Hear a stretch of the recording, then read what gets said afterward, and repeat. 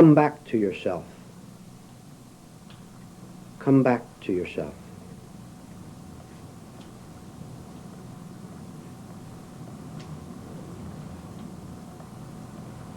Next sentence. I will know who I am. I will know who I am when memory no longer describes me. I will know who I am when memory no longer describes me.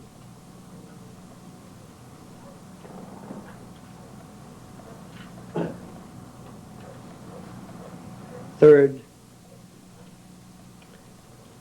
I must not react in danger to myself when hearing certain facts. I must not react in danger to myself when hearing certain facts.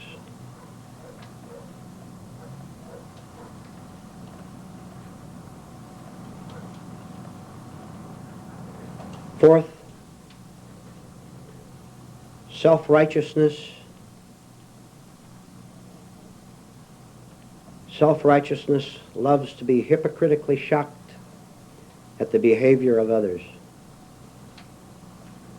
Self-righteousness loves to be shocked at the hypocritical behavior of others.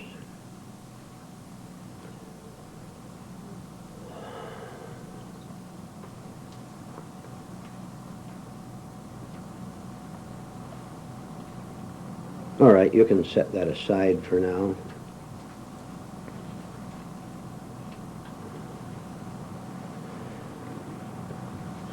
Do any of you here have any idea of who you are,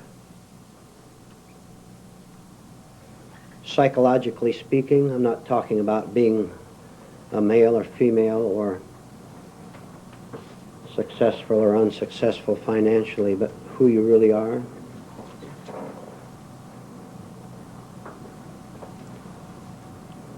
So, may I tell you,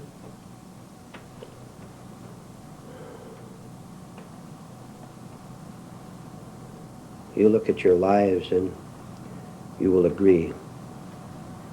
This isn't criticism at all, but it's starting, ladies, starting, gentlemen, where we have to start. With seeing the state that we're in, and then getting every ounce of right help that is possible to get out, and never relenting on that, no matter where it takes me.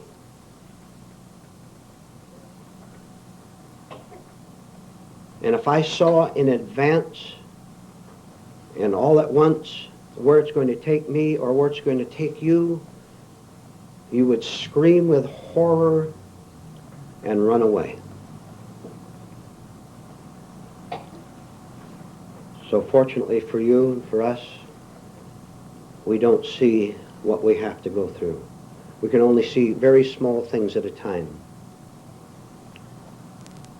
And I'll tell you one small thing you can see this evening, and please don't be insulted, but taken in the right way, and part of you can take it in the right way.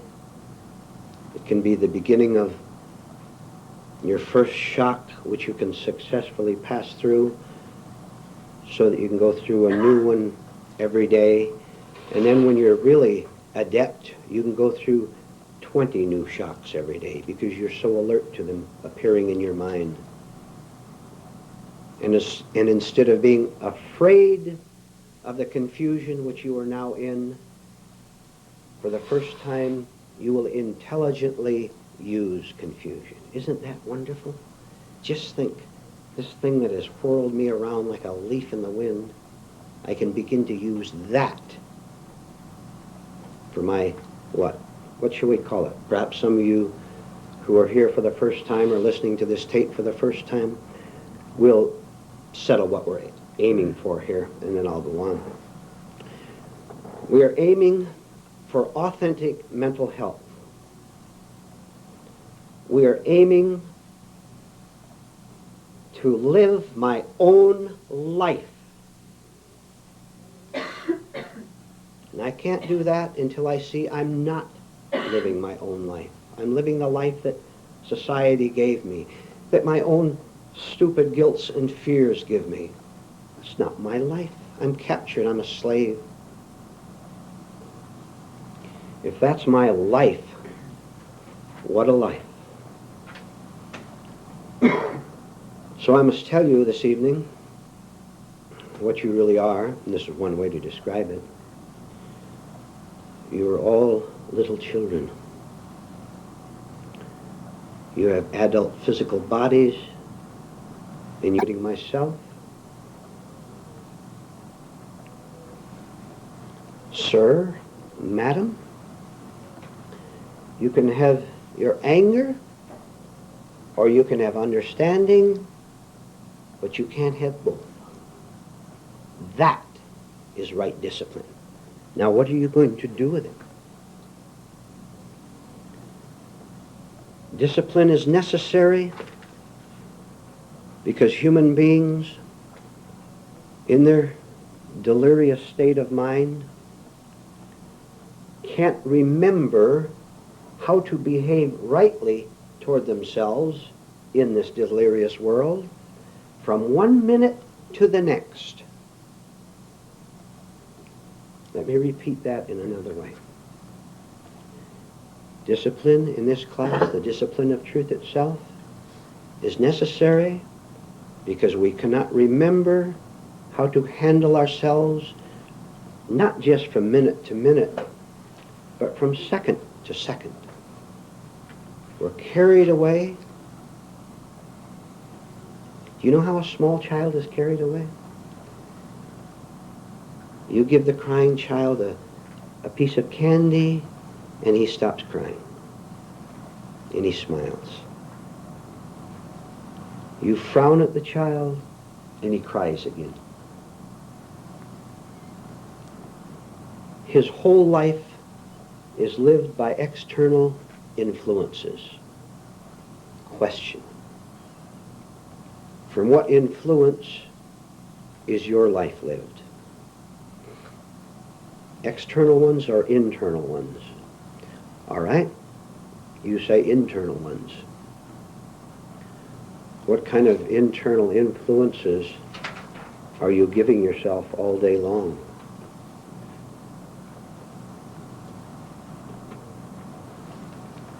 Remember the word remember.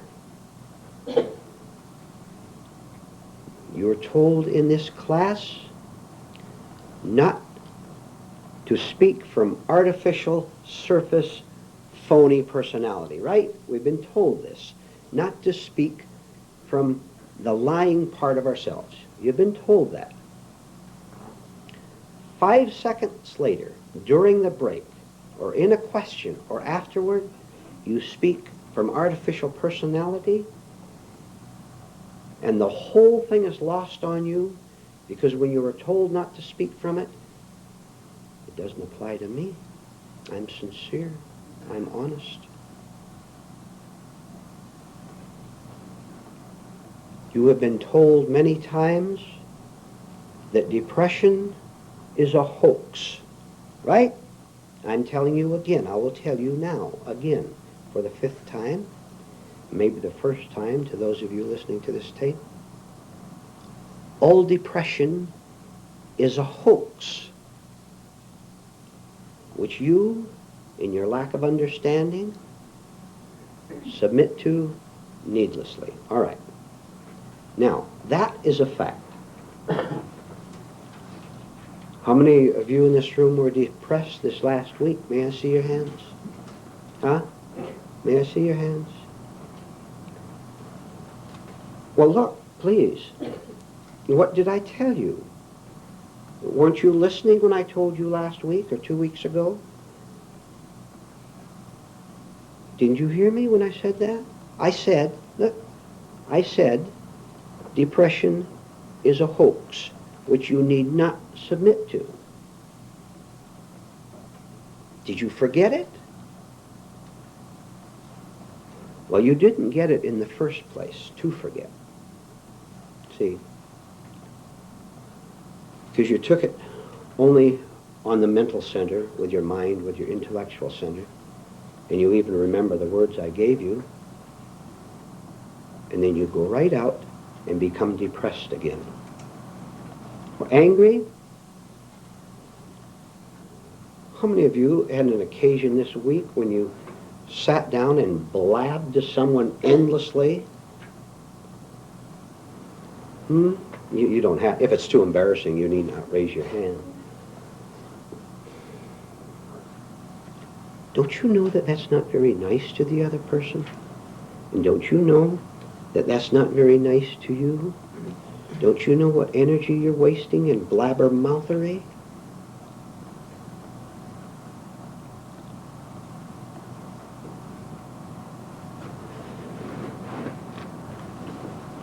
When I understand, when I see, I must submit myself. My first reaction will be a gigantic no. Submit myself to truth, I'm understanding. My first reaction will be a screaming no. Because my vanity and my pretense of already understanding these things, of having my religion or my philosophy, or having a good life with my husband or wife, or whatever, I can just live as I am. I don't know where I'm going, but if I can find enough distractions, I won't have to face it and be afraid of it. We're here in this group to try to be, let's look how different this is. You go to a group where it tells you how to build your personality, and you're told not to be afraid. We say, be afraid.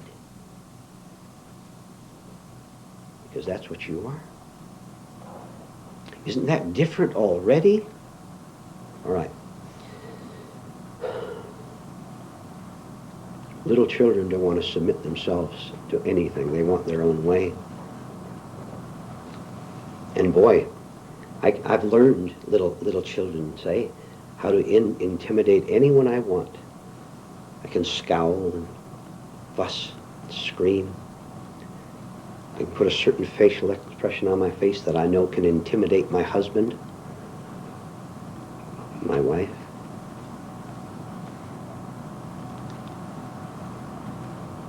Oh, what great news we have tonight.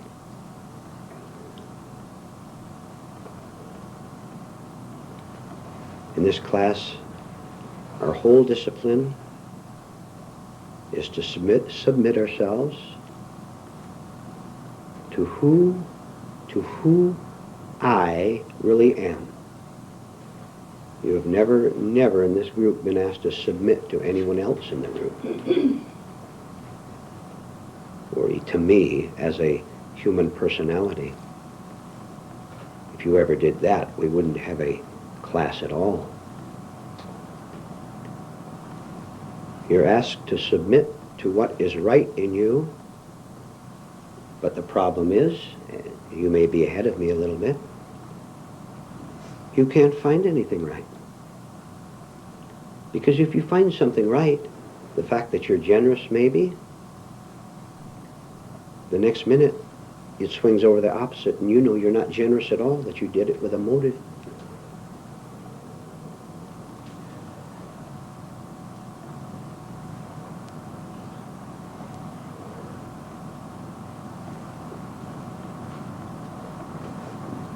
Little children are not really happy.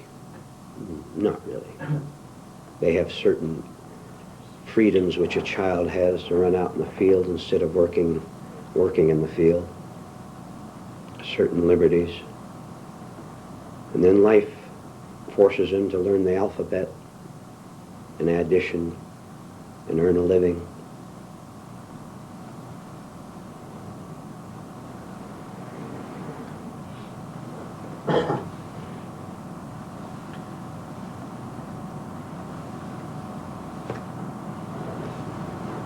you're sufficiently tired of being a crying, stubborn, screaming little child, which you are, I said which you are, then thank heaven that you know about this class, because the truth in this class can tell all of us how to grow up.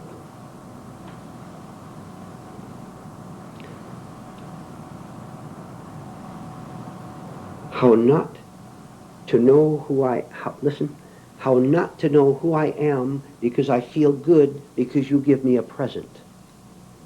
See, I know who I am when you give me a little present and I beam. I know who I am. I'm liked by you, right? You gave me a present, you must like me. You like me. I feel assured. You smile at me and I feel good.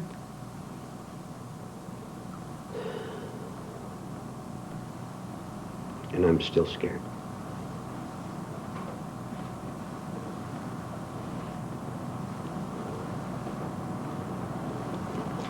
I want to be an adult man, adult woman, who can meet listen, I said every circumstance of life, every condition of life, meet it, and be in complete command of it.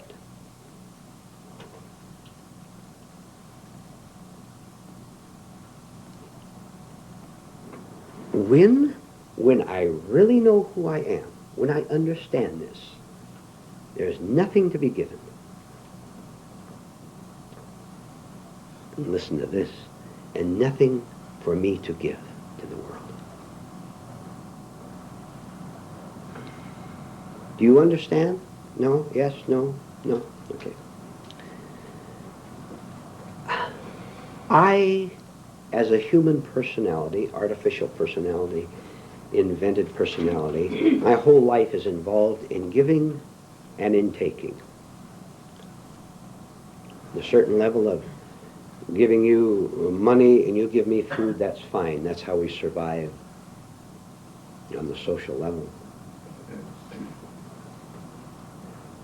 We've had the idea, I won't go into this too deeply just now, we've had the idea of trading with another person.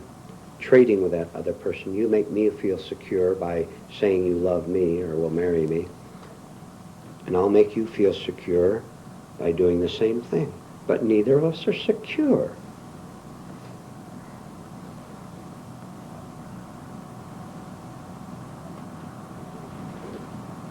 Maybe if I do something drastic, something I've never done before,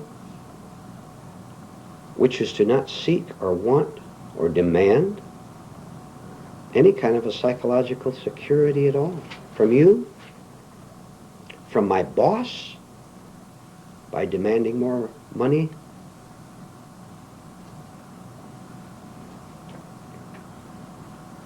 In short, what if I put an end to the part in me that is trying to prove its existence by making demands?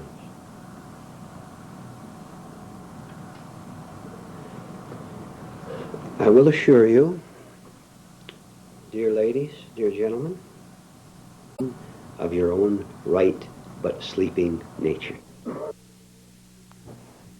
Strong reactions to the talk you just heard? Did any of you have any reactions at all? Lorraine, did you have some reaction? What reactions did you have?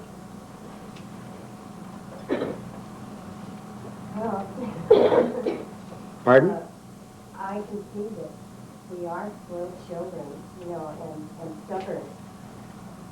And I don't know, maybe that stubbornness is an asset at times. If we could be stubborn about the right things. And all right, okay. Sure.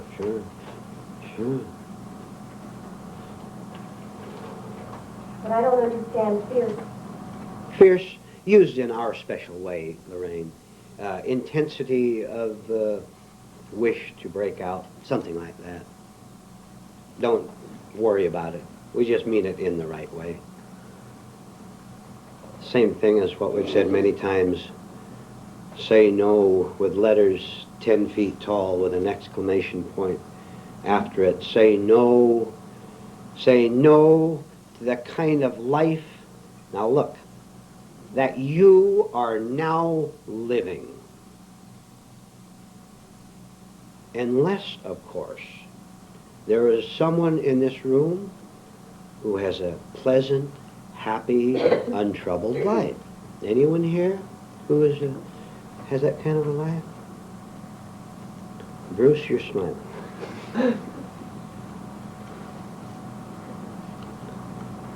How many of you have troubles, problems, griefs, conflicts, grindings far deeper than you ever let anyone know about? Mm-hmm. You never tell people about, not even your husband or wife? Huh? Huh? And you don't even tell it to yourself, do you? And that's not a play on words. You don't even tell it to yourself, do you? It would be too shocking. You'd think it might drive you mad, as if you're already not. That's right. What do you think madness is?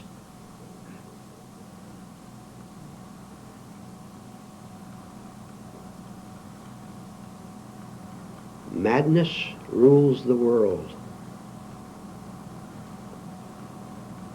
Well, what kind of a world is it?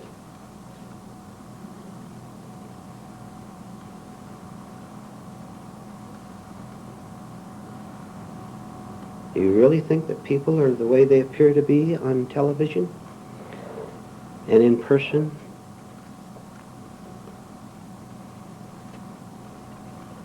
You know, there's something in us that senses the terrible state that we're all in. Many things. I'll tell you one. You know, have you ever met someone, and when you first meet, you're strangers, and you're a little bit on guard, you know, you're careful, and you watch what you say, and you listen to one. After a while, it breaks down, and you're a little more at ease with them. All right, that's on one level. But you know, that never happens on a deeper level and where it's really important. What I'm saying is this. We sense the horror of the human system, and we know we just had better just play it very easy with other people. Don't push them, don't probe them, don't argue with them. You know very well if you start arguing with this or that person that they'd flare up. Let sleeping dogs lie, I think is the quote. We sense that it's pretty bad. Oh, but it's my neighbor, not me. Besides, look what they did to me. So it's not my fault, is it? Not much. Someone throws you into the woods. Whose responsibility is it to get out? That madman who led you in there certainly can't get you out. He's over in one part of the, let's call it jungle, he's over in one part of the jungle, and he's built a little ramshackle hut there, and he's called it his happy home. And he'll tell you it's his happy home. And you've believed it all your life. What else have you ever known but that shack in the jungle with the darkness and the tigers and the hawks and the pits and the marshes? Have you ever done the simple task? Simple but powerful. Simple but powerful task of questioning your life as you now live it from hour to hour. Question it. So that you will see indeed that you're living in that shack and calling it a castle. And tomorrow I'll have a new castle. You'll have one in the same jungle. How are you ever going to notice that beyond the jungle there's an immense clearing, an immense beautiful meadow? that doesn't have tigers in it. How are you going to discover this until you see where you are? And you are the jungle. You're the jungle itself. I am the jungle itself.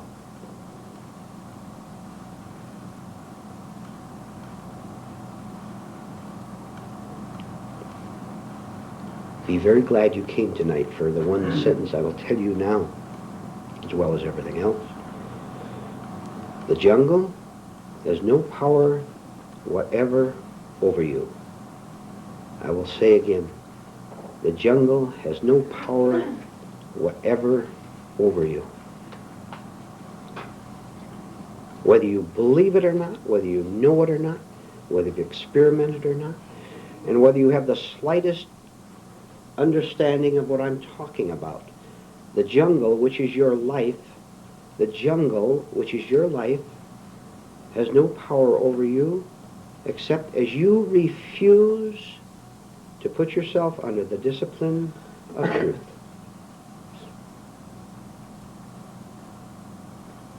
You see, do you see the importance of making a choice, of daring to leave your friends who want to stay in their little huts in the jungle and lie to you as they've always lied to you and as you have lied to them equally? Because if you didn't lie to them, they wouldn't be able to successfully lie to you. The exchange of lies is what keeps the jungle the jungle.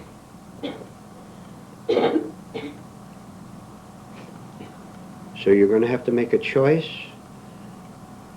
to refuse to be intimidated by all the other people in the jungle. You have to refuse to listen to them. And you have to say, heaven help me, whatever pseudo-security I have to leave to take the first step out, I'm going to do it.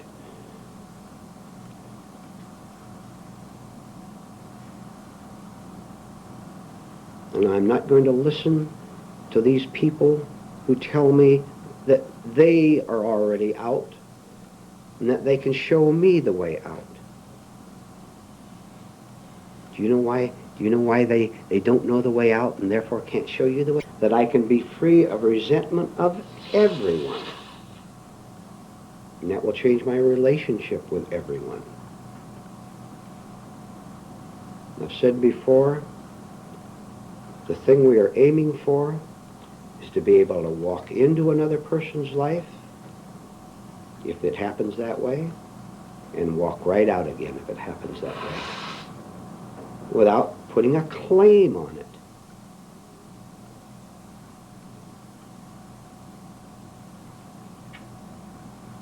When I put a claim, I become afraid, don't I? Don't I? All right, now, think of all the nice, and they're nice, beautiful, powerful, true words we've had together up until tonight, this point tonight. What are you going to do with them after the meeting? See, that's the thing that counts.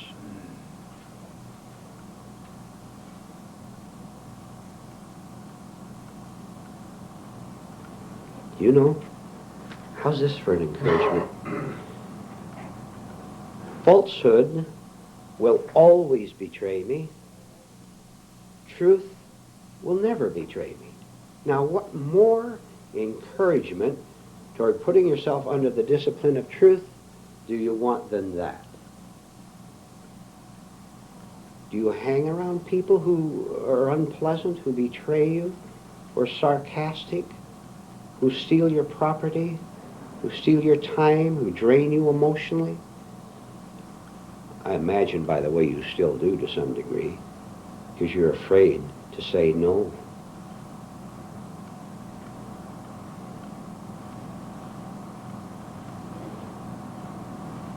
Oh, all right. I'll tell you. The strength that every one of you in this room has tonight is unbelievably powerful.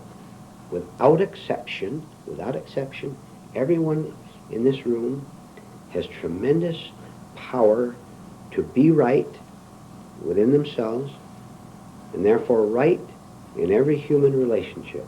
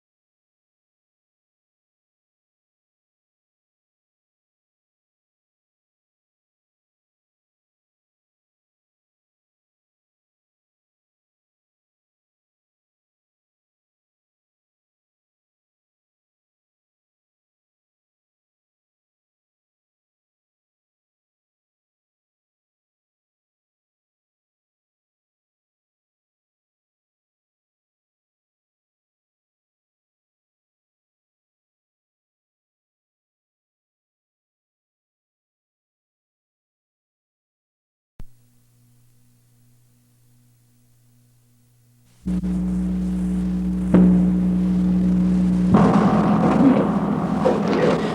an interesting experiment we can practice tonight, even as we go along, working right as we go along, each one of us, myself included, you and those of you listening to this tape, you can work right along with us by staying awake, by remembering what will be said at the beginning. What a relief. So we have, by letting go completely, physically, we can see that better. You can see yourself relax physically. Start with that. Start with that. We can see what it means to be in a state of our own spontaneity. And I will tell you that in that state, there is no disappointment at all. If we were to sit in silence here for a half hour, you were in your own state of naturalness, not wanting anything, but rather just, so to speak, listening to yourself, you would be quite content to sit here without any nervousness over it, or wondering what's going on here, because your own completion would be enough. So why don't we do it? Obviously, the reason we don't do it, because we've never seen ourselves in this state of eternal tension, of being unable to stop talking mentally or emotionally. We've never been in a state where we see that to demand an answer is to destroy the capital A answer.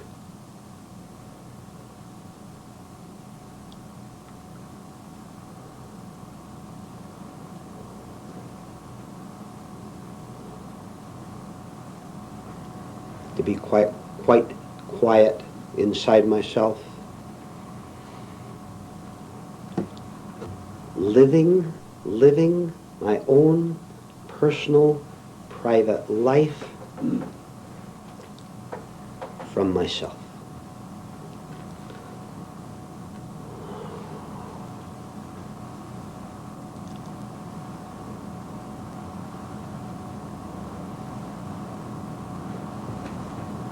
When I can do this, listen, when I can do this, when I can live for myself, not depending on anyone, when I can do this, I've conquered the world. I have conquered the world. And this should be obvious to some of you, to most of you by this time, that the conquest of the world is nothing more than the conquest of myself.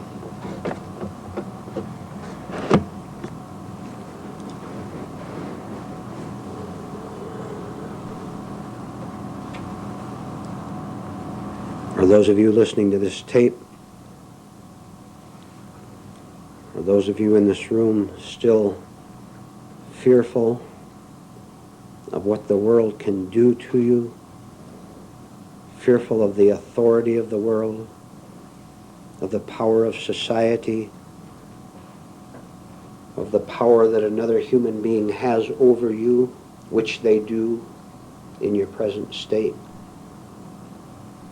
Because other people, can they not, still make you laugh, and they can make you cry.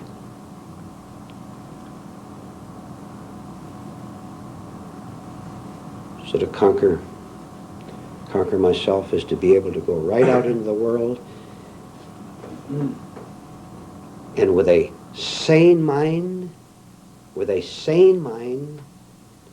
know exactly what to do with that insanity I encounter out there. Thank heaven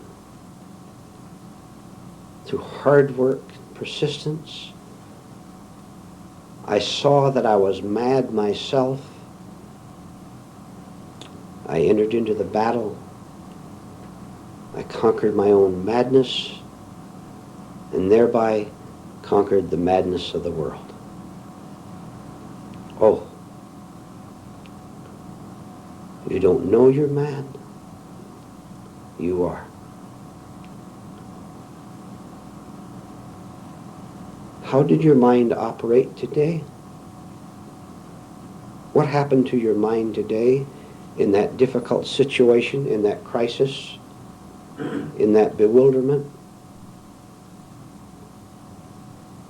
In that dependency. You know, the most terrible thing that can happen to most human beings is to be thrown back on themselves in even the smallest way, to have to answer their own questions, to have to make their own decisions.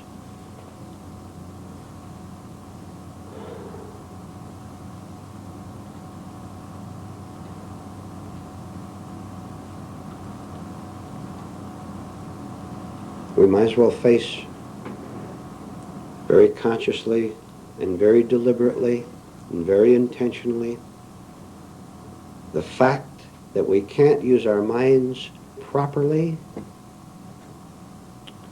in even the smallest matter of daily life. Ask someone else, or get emotional over it, or take secret pleasure in a mental movie.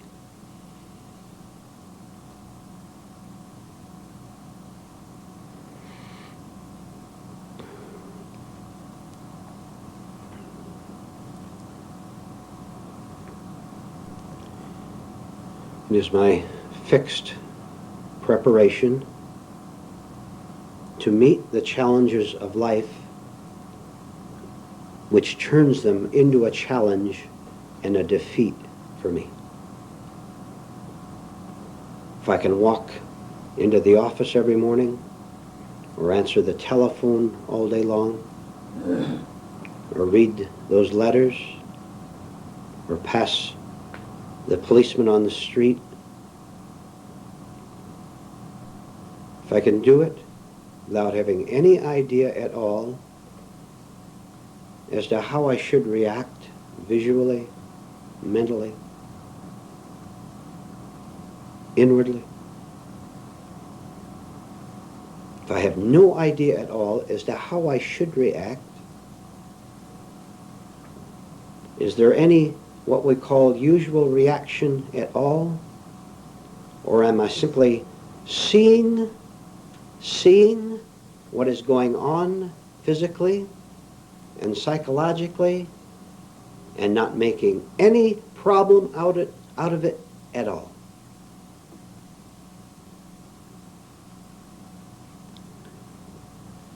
If any of you in this room or listening to this tape could see to the depths of your unconscious preparation for crisis, for meeting crisis, you would be shocked, you would be horrified, and you'd probably faint.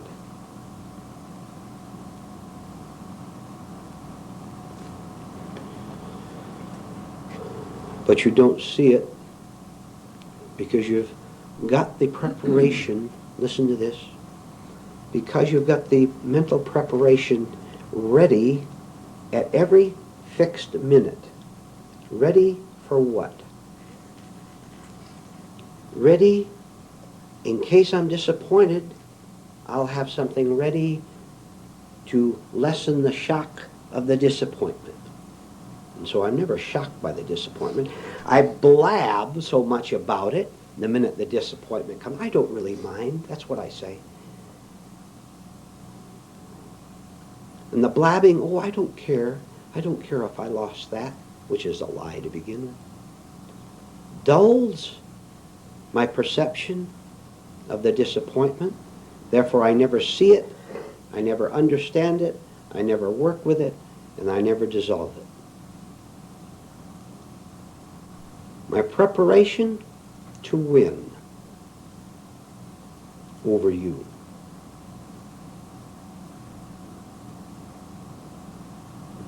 To keep myself feeling secure in our relationship by having and hoping that you will continue to behave toward me the way you always behave. That's not a bad relationship, not bad. We have our little quarrels, our little unconscious disagreements, but it's not too bad.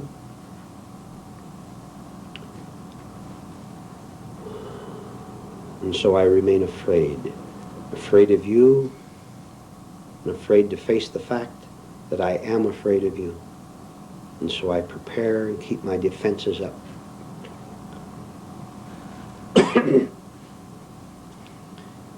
And they can be pointed out to me as clearly and as largely as the size of this house. And I can tell you in this room, and I can tell you listening to this tape, right face to face with you, I can say, sir, madam, here is the defense you have, which I have observed in you. One of your defenses, madam, is giggling. That drains some of your nervousness over a crisis, and therefore you don't see it. Or, sir, I see what defense you have. You get tense, and if I go too far, you'll get mad. This is your defense. And so we've prepared ourselves for daily destruction.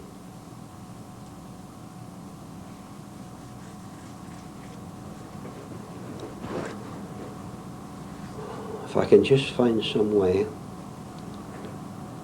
to permit myself to be destroyed in the way in which we talk about in this class, that is to begin in a small way to drop my defenses. Maybe the defense is talking about something in this concerning this class outside of the class.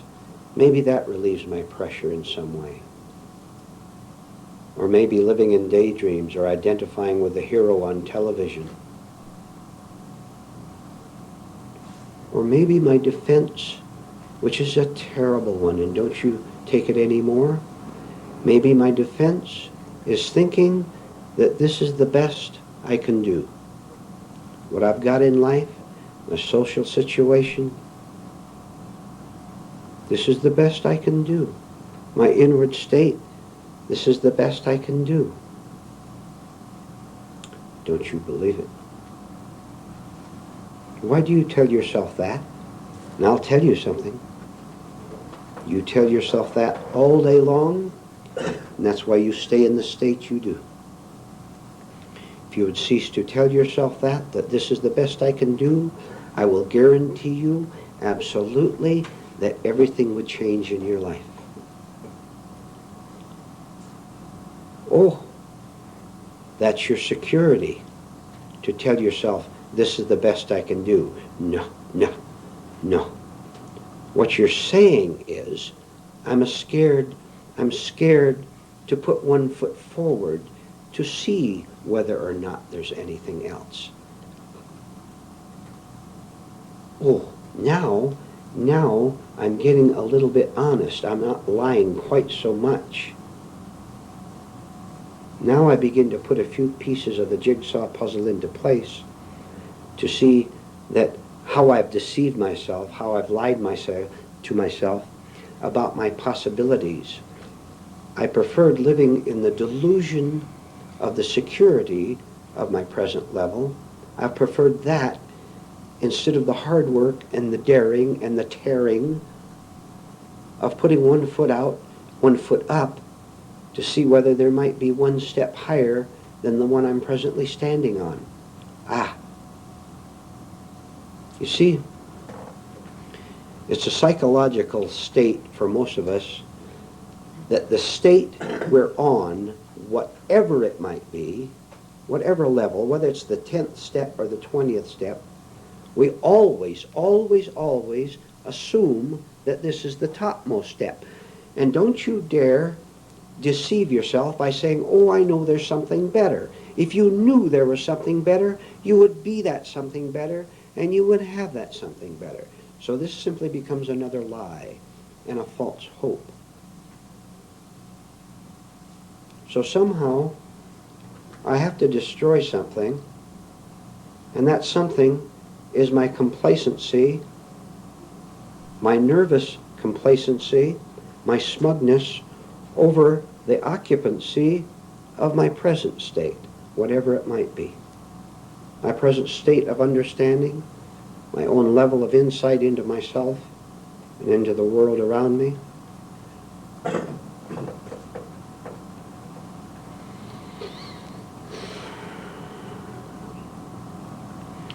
Seeing that I've prepared myself all my life to feel secure, to feel right, to be somebody, to rise in the world, to rise in my own eyes, seeing that this has all been a house of cards, seeing that it's all been a frantic attempt to feel right, we come right back to where we always come back to, with a need to be daring. The need to say to myself, I have no idea of where I'm going. I don't know what's going to become of me.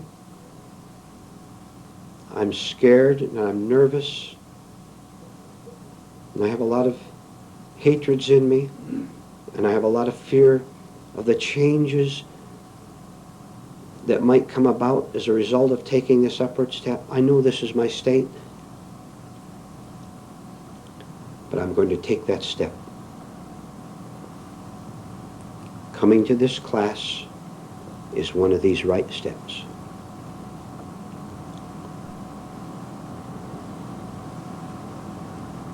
I will tell you that there are not 10 more steps or 50 more steps, but steps which you must not put into numbers. Right? If you say there are 100 steps, then your imagination will go to work, and you'll say, I'm on the 100th step. And that'll put an end to your rising, to your growing, to your psychic maturity, to your ability to live from yourself.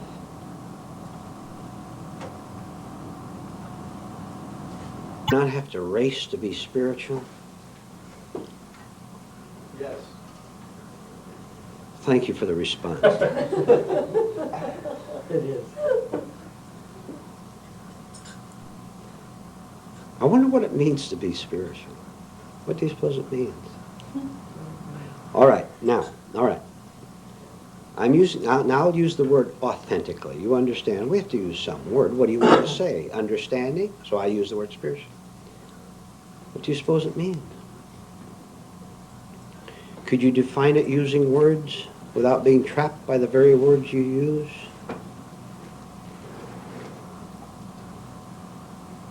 It isn't easy. So we remain silent, really silent, and then we know. Have you ever gone through the pain of thinking for yourself?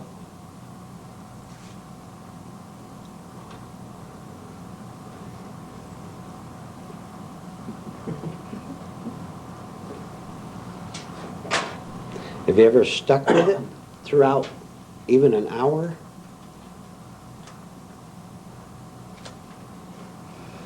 Is there anyone in the room here tonight besides me?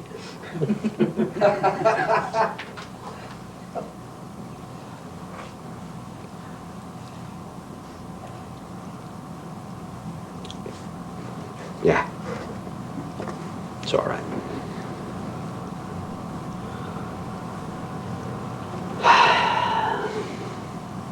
I suppose over the years I thought for myself.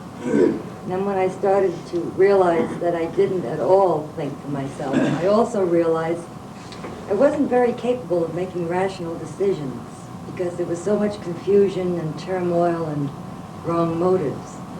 And that made me even more, or makes me even more doubtful about making any decisions because I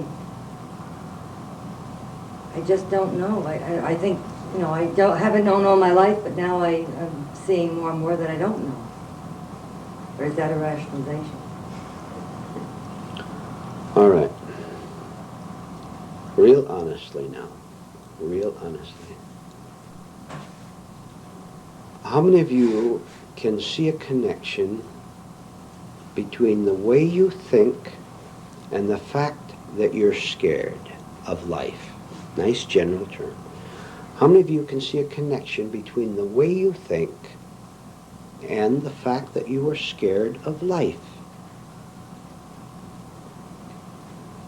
Wouldn't it be thinking for yourself to begin to see that connection more forcefully? To see that the way I think creates my own problems, my own tension, my own anxiety. I want something, and I'm afraid I'm not going to get it. Isn't that going to make me afraid?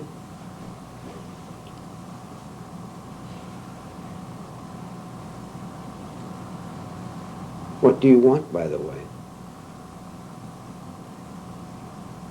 10,000 things?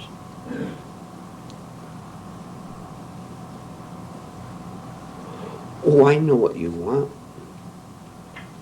I know what you want. You don't want to be disturbed. Right?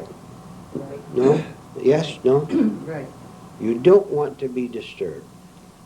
And so, you have all these preparations, all these defenses we talked about earlier, put up in your mind to block off being disturbed.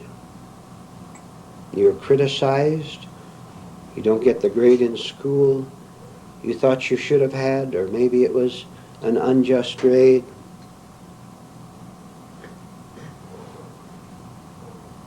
Shall I tell you something? I'm going to tell you something.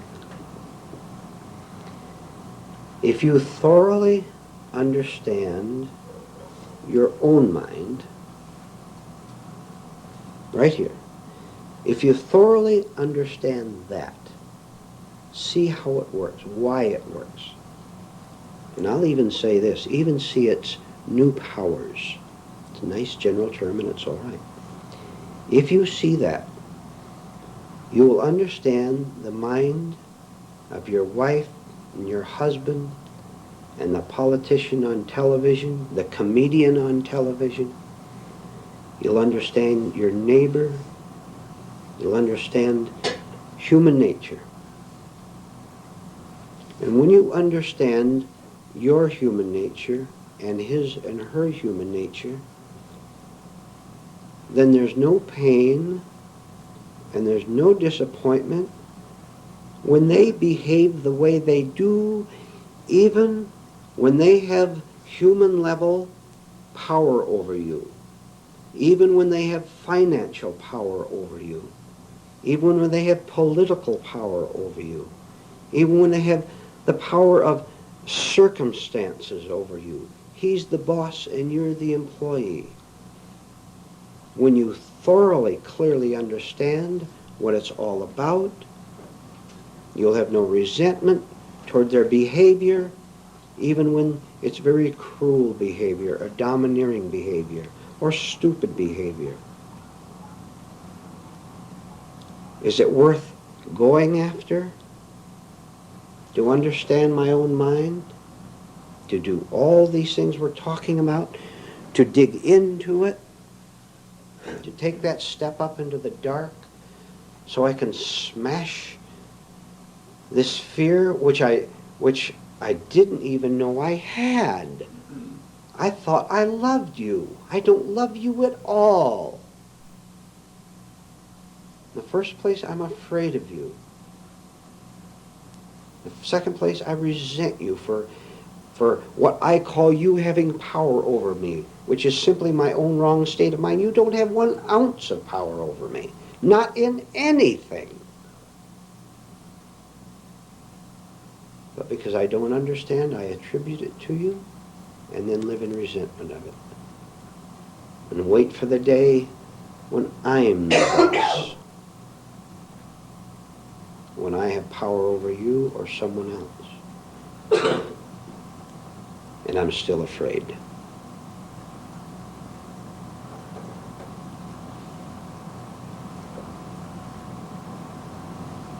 Why, all of you, now I'm speaking to each one of you individually in this room, each one of you.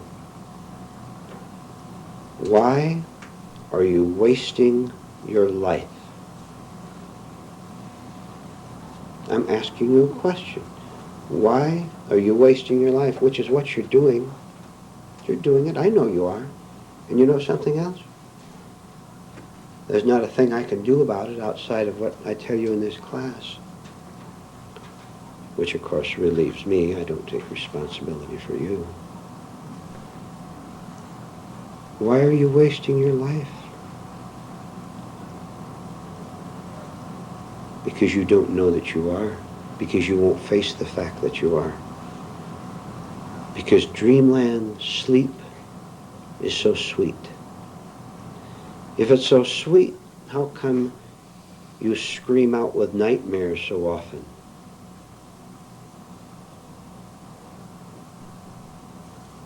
How come you resent the social system? How come you resent your mother and father?